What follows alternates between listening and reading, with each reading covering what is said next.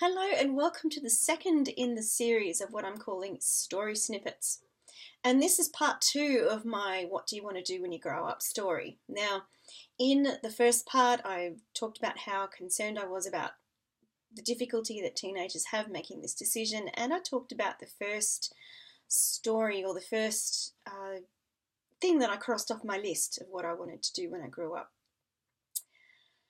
So now on to part two. At one point in my life, I thought I might want to be a scientist. And that's because I loved chemistry.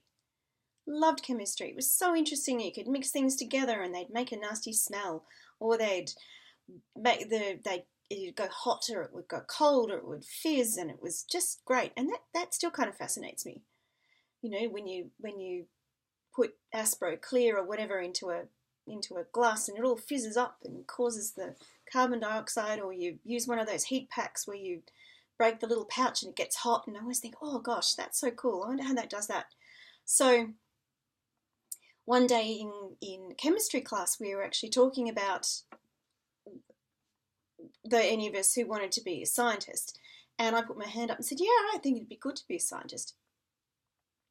Anyway, when the class started working, my science teacher, dear science teacher, Mrs. Sutton, she was another one who was extremely kind to me and never wanted to crush my spirit. She took me outside. She said, look, come for a walk with me. So we went outside, and it was one of those classic Canberra winter days. You know, there'd been a frost.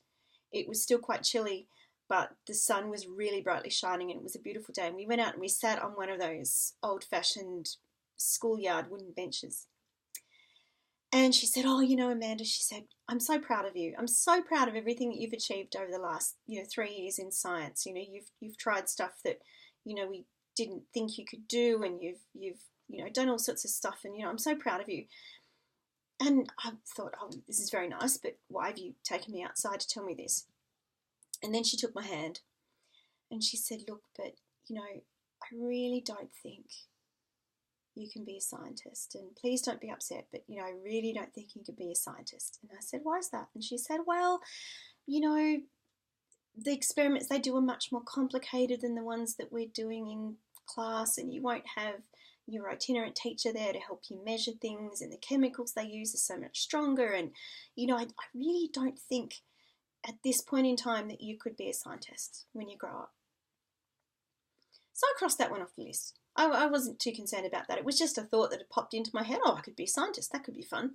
But poor dear Mrs. Sutton, I think she thought I was going to be heartbroken. But, that's okay. And nowadays, if I wanted to go back and retrain, I could be a scientist, because now there's blind scientists out there. They've got all these measuring, talking, braille, computerized measuring things, and it's all really very cool. So I could do that if I wanted to, but I don't.